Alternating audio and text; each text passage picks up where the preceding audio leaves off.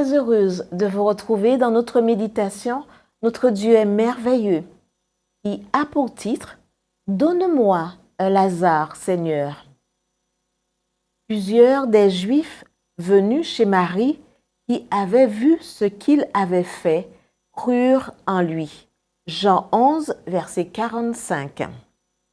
Samuel Chadwick, 1860-1932, avait à peine 15 ans lorsqu'il sentit que Dieu l'appelait à prêcher sa parole. Mais il n'avait ni argent ni une bonne santé.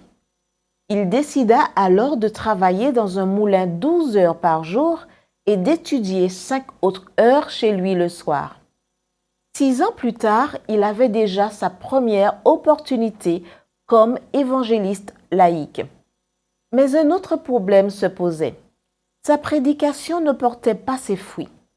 Que fit le jeune Samuel?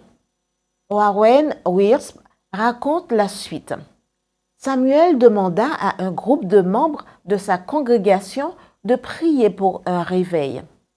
Il commença à étudier la parole à la recherche d'une direction divine. C'est ainsi que dans une de ses lectures, Samuel arriva au récit de la résurrection de Lazare. De tout le passage, il fut particulièrement impressionné par notre texte d'aujourd'hui, où l'apôtre Jean écrit que beaucoup de ceux qui avaient assisté à la résurrection de Lazare crurent en Jésus. 1 Jean 11, verset 45.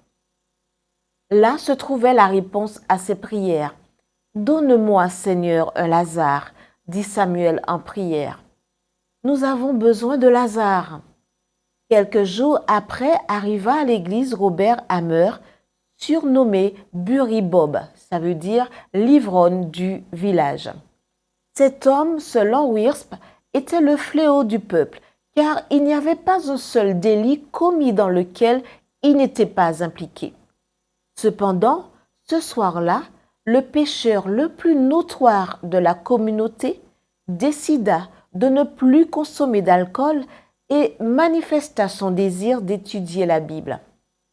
Peu de temps après, Bury Bob acceptait Jésus comme son sauveur. L'effet fut immédiat. Sa conversion fut suivie par d'autres et le réveil tant désiré devint réalité. À partir de cette expérience, écrit Wiersbe, Samuel Chadwick ne dirigeait pas une église ni menait une campagne d'évangélisation sans demander à Dieu de lui donner un Lazare. Jamais elle ne sera vide, dit Samuel Chadwick. L'église qui fait de la conversion des âmes sont très distinctifs.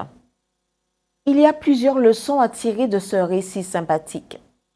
La première est que personne, pas même le pire pécheur du monde, n'est hors de portée de la puissance de Dieu. L'autre est que quand le peuple de Dieu prie, des choses merveilleuses se produisent. Prions alors non seulement pour nous, mais aussi pour nos congrégations.